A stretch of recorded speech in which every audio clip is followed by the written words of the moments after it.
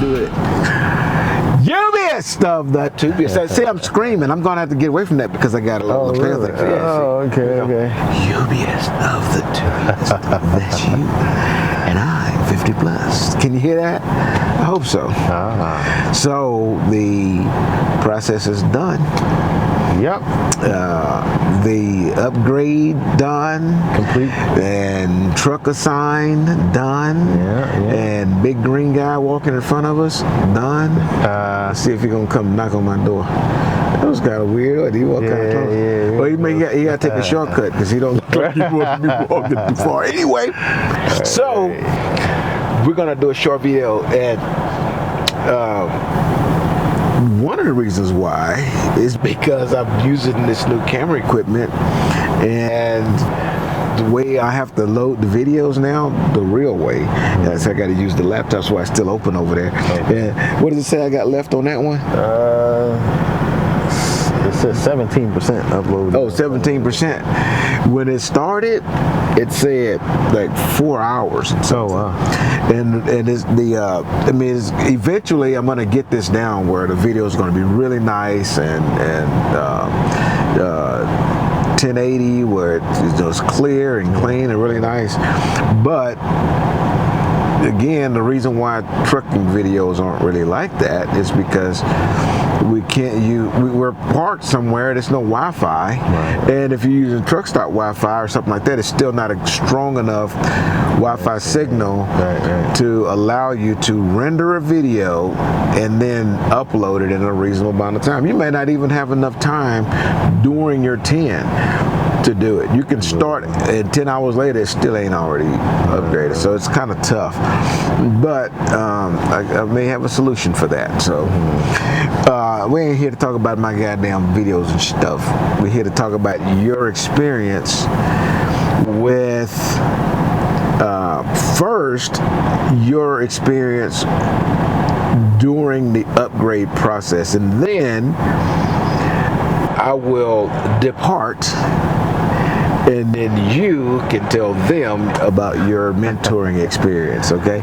So before that happens, let's go ahead on and talk about the upgrade process. So we got up this morning, went in at about 7:30, and I took you into the driver development department. Now, so that you guys know when it's your turn, your mentor shouldn't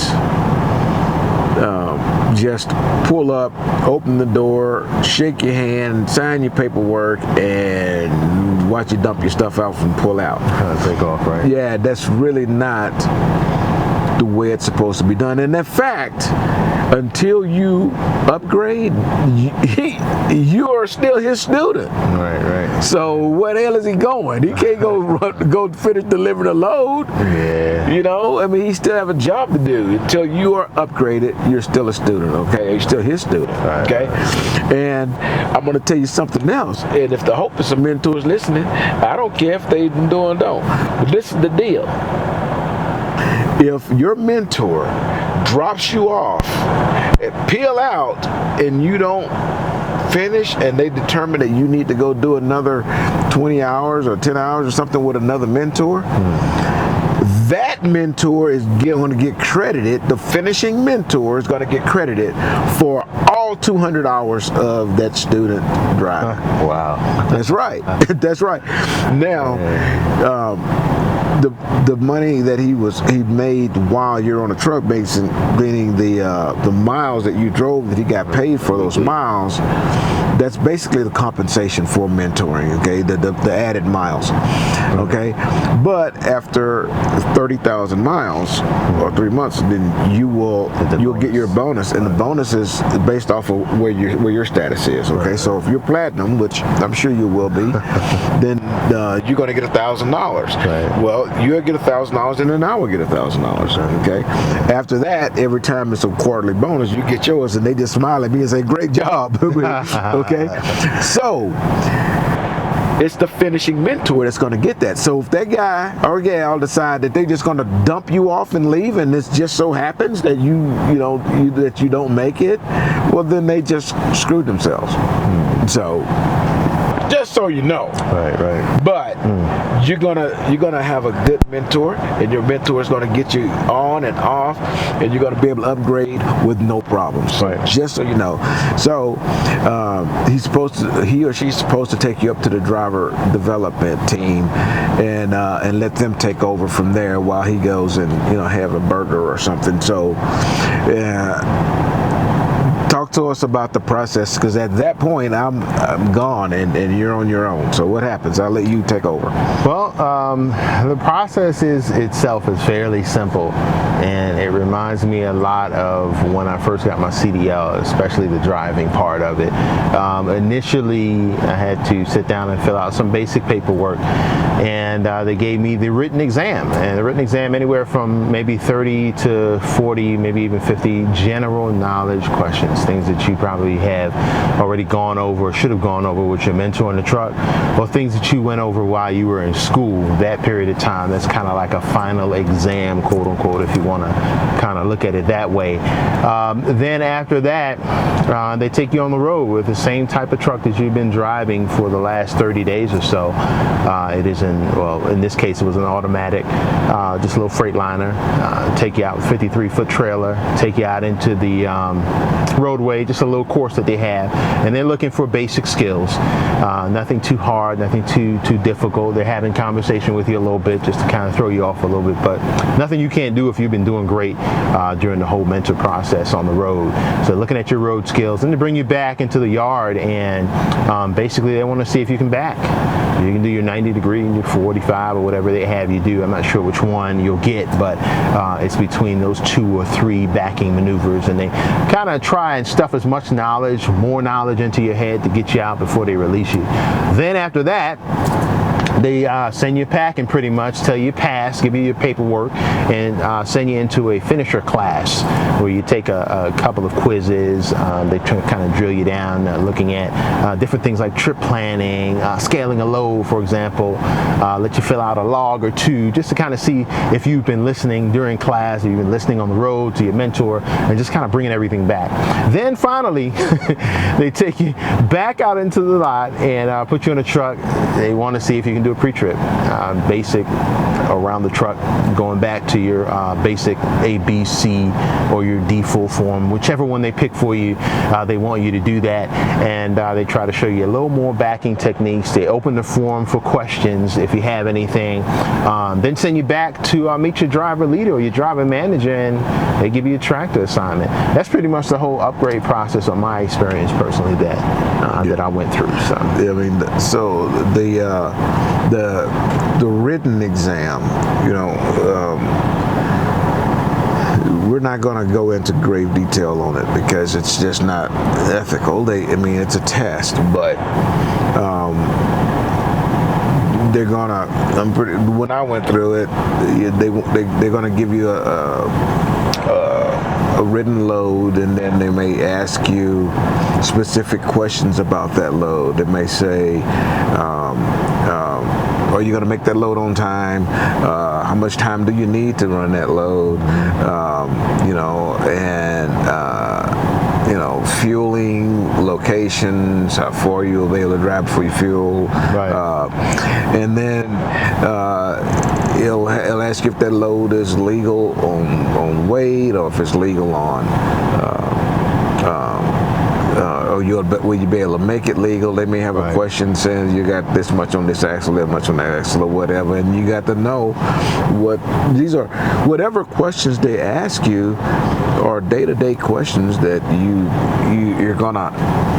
you got to know in order to be able to perform this job in a basic of manner. So I found that the test when I took it was fairly basic. So what do you think? Yeah, it was very, very simple. I didn't find a problem at all taking the exam. It's very, very simple.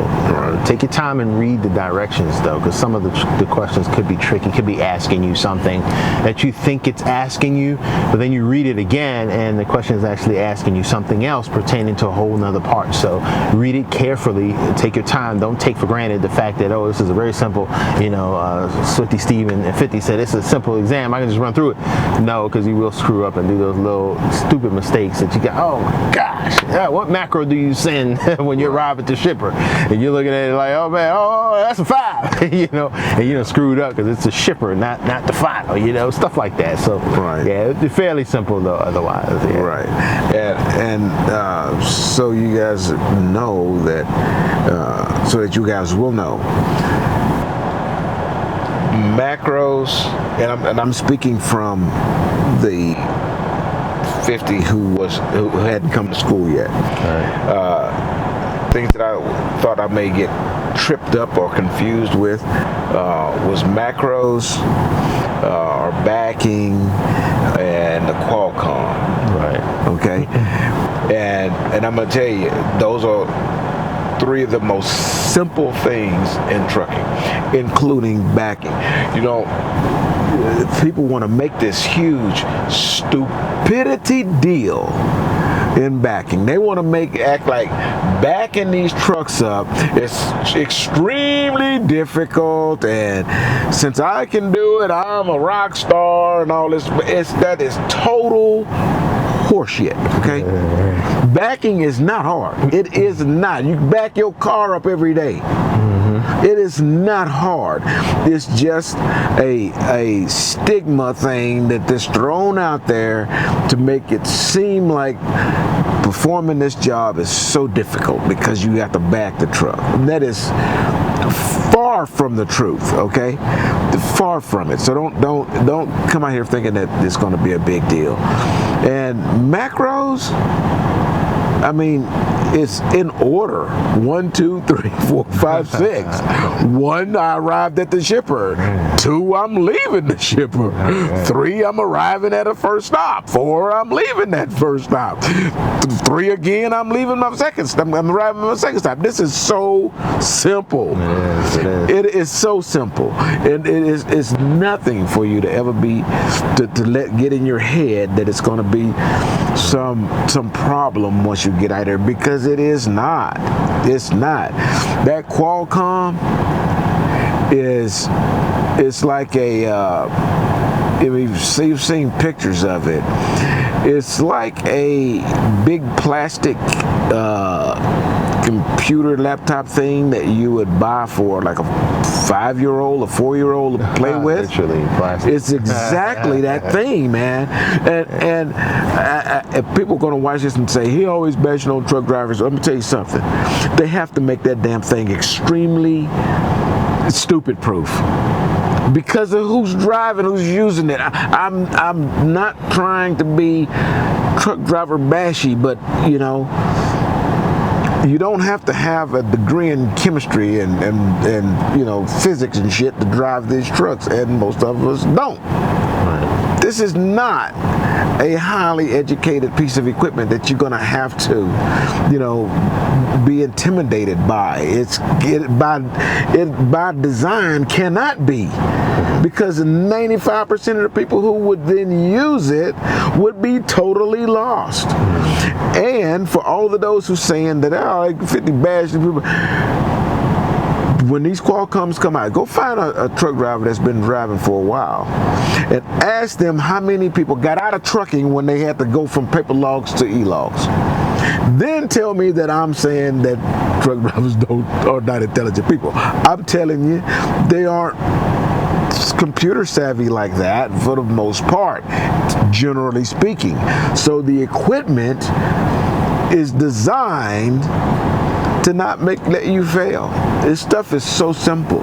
So don't believe that you fixing to come out here and get into a rat's nest, because it's just not there. It's just not. It's just simple. And when you get a mentor, you should be able to do plenty of backing opportunities. How many you ended up with? Like well over 50, almost 60. I wanted to reinforce something that was actually brought forth when I was doing the upgrade testing here, and something that 50 shared with me while I was out here doing my backs. Whenever we went to a truck stop, I would be personally looking for a more difficult back to try to see if I can do it, because I'm one that says, well, I may do a basic back now in training, but when I get out on my own, I'll be that one person that gets to that truck stop either late at night, and there's that one stop, that one spot that I have to park in, and I don't know how to do it because me and 50 didn't go through it. Well, the last instructor that I was with today actually magnified. 50 would always say, hey, listen, let's just find a pull through, number one, or number two, find something that you can just pull up and back in. And that's the exact same thing that this guy with 20 or 30 years of service, a million miler, said the same exact thing that 50 said to me while we were on the road backing. The same exact thing. Hey, don't, the road, what he would call it, is of least resistance. Always go that way. You don't want to end up in an accident. And he said something also about showing off. Right. You get to a truck stop, he said, who are you trying to show off? Man, pull on through. Do what you got to do. This is your CDL. Protect it. Right. You don't want to get into an accident, or worse yet, hurt somebody, injure someone, injure yourself, or lose your job at the same time and end up in trouble anyway. So why is it even worth it? Find a pull through, or find somewhere where you can pull up and straight line back into a very simple spot. If it takes you a little while to do that, find that area that you can. But yeah, I just wanted to reinforce that. Thank you for talking about back end. So yeah, and this happened yesterday. Remember when I pulled into not Little America, was at the stop before that at did you go to Rollins? Yeah, Rollins. Okay. And pulled down that back, the last lane. There's a lot of gap, right. And then there was one that had like 3 spots. So okay, I'm going to take that one, and then I turned and I backed, and I didn't back. I did my bank, right. And then when I started to move, I started looking at it. I said, you know what? I don't like that. Yeah. So what I do, pulled on through, wrapped all the way around, and did a pull through at the other end. Let me tell you, 50 will I don't give a shit. He will park 10 miles away from the building. I was one time I woke up, we were doing team driving, and I woke up, we were in, I forget where we were exactly. I think we were leaving Ohio going into Illinois or something like that. Mm-hmm. And I said, well, let me get up here and go brush my teeth at the building. And 50 looked over and said, it's a little bit of a walk, but it's not that bad. I got out the truck, man, I needed to order an Uber to get from the stop to the building. He had parked so far away, but I saw why, because there was really no easy pull-throughs. There were no easy spots. All the stuff were one and done, and people like to park like that, or maybe they don't. People pull out later on the night. It was early in the morning, we parked. Right. But yeah, it was a distance away, just to show you an example of, and it's fine, a little bit of exercise won't hurt, especially as a truck driver and the new lifestyle that I'm about to adapt to. Parking far away from a building, it's not a problem. But coming from a lifestyle where you're sitting at a desk and you're doing some other stuff, man, that was a long walk for me. But and as a mentor, there's a few reasons why I do that. Is because I want to make sure that my student develops that habit for a couple of reasons. And one is I'm looking, when I'm going to park, especially overnight or for at least through my 10, what I want to look at is the future. I want to know, if I park in this spot in 10 hours, what is it going to look like around me? Right. Okay. And if I believe that there may be the trucks in front of me aren't going to give me enough space to pull forward in order to pull out to clear my trailer, I'm in a bad spot. Okay, and there's a lot of truck stops that way. You say, well, they all got room for you to move out. Yeah, and you may have to pull out and then bank and then do it again, and then you got to make sure that your swing doesn't take off the mirror of the truck next to you. And so I'm really careful about, not what it looks like when I get there, but what it's going to be when I get ready to leave. Okay. Right. Not only that, I also want to make sure that where I park, I am least likely to get hit while parked. Okay, meaning another truck driver hit you while your truck's parked, which brings me yet to another etiquette issue, okay, with when you pull into a truck stop. I'm always looking for a spot that has 2 or 3 between trucks, okay? And then I'm gonna pull, and then I'll get in that lane. And if I'm going to do a 10, I'm gonna scoot over next to a truck and not leave an empty spot between myself and a truck. Makes sense. Okay, so you just pull on over there, pull up, and get and scooch over there. You want to be next to that guy, so that the next person can park next to you without having to sandwich between 2 trucks. Okay, if everybody did that and parked in a row, it would be super simple. The problem is they're not going to do it. And why? Same reason they got to make Qualcomms like that. Same reason. Right. Same reason. Because guys just don't think that way. They don't think for the next person. But I do. Because the next person may be you, and I want it to be easy for you. Come on, you have to pull between 2 trucks. Right. If you hit a truck, it goes on your record. And if the popo don't come, or even the popo do come and they don't write it up, and it impacts your CDL, the company that you're with has a note of that, and it's on their record for you, and the next person's gonna call when you don't work for them anymore and say, hey, what about this guy? Oh, we see he had 4 minors, took off a mirror to this one, scuffed his fender parking, and so let's say you do 3 little minors. Okay, they're minors, but you did 3 of them, and you did 3 of them over the year that you were there. Okay, that's a habit, driving, and it's either something's going on. You're drinking, or are you driving sleepy, or you just don't give a shit. Okay, you think drinking and these trucks are a sparse thing?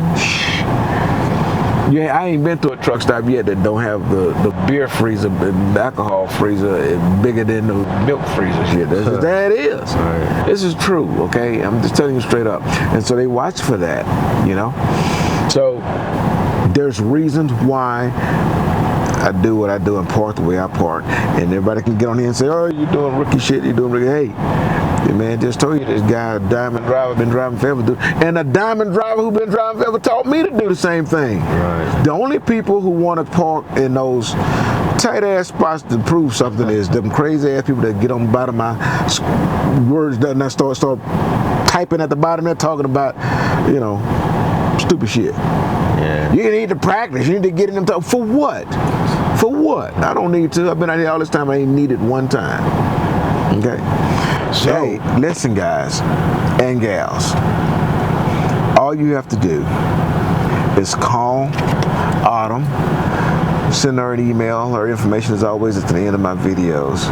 Let her know 50 Plus hit you and you want to get on my list. Okay, she's going to send you through the process, and you're going to go through school. You're going to get your CDL.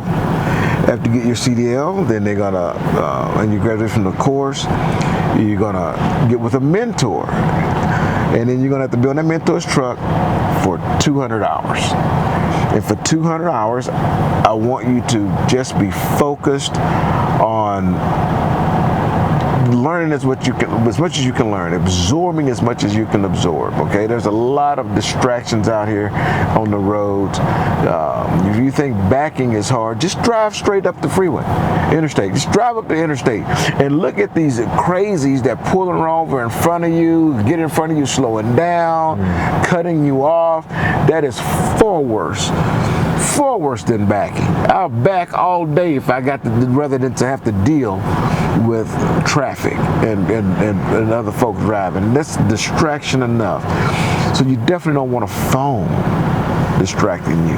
So all I want you to do is put your phone in the bunk and you drove all of your time with your phone in the book. You know, you did a fantastic job, and when that happens, you get a Blue Pirate headset, and this one's got the earpiece on it as well. So it's got, you just take this thing off and you put your earpiece on there, and you can just, you know, be like an operator with it there. Yeah, that's it, without the thing going over your head. Yeah, that's all right. And those are really nice. I mean, Blue Parrot is the top-notch one of the headphone makers, and whenever mine decides it wants to cop out, it might be some years. I mean, I have a Blue Parrot, and I have the 400, the 450, and the little piece that goes over your head. You know, mine is thicker, and it's got this like little cotton thing on there. Yeah, it's the limousine.